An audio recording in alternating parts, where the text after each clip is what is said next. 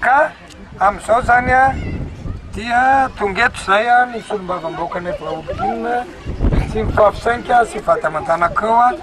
anareo moa zany président a zay lista le sahirana teto a dia tonga izara mena arendrinareo a de mena vantomamynareo a de mena biskinareo a raha antsika malala fa ray volan'ny ankizy zao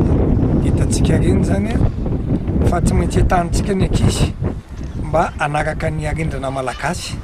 satria ny arendrina malagasy zany a de misy fotokevitra voalohany a de ao le afo le laboziny ampiretina afo ny fitiavan-tanindrazana amiretareta ao ihany koa ny afo a zay mamono ololo na ny matotona ny angatra hitanareo rehefa avy mandevina de malagasy taloha de mandika afo aloha zany hoe maty iny ary ny fahatelo de fanily koa iny amin'ny fahazavana fandresena ka tsy maintsy atanitsika satria tsy fetim-pireneny sonoty na ny karana na ny Senegaly ka de ny fomba fombreny oentina fa tsy zay ny atonatonga ny sara arendrina amin'ny ankizy ary mamerina azy mamalagasy a fa tsy ferana am'izany tsy afaka misaraka ny teny sy ny tany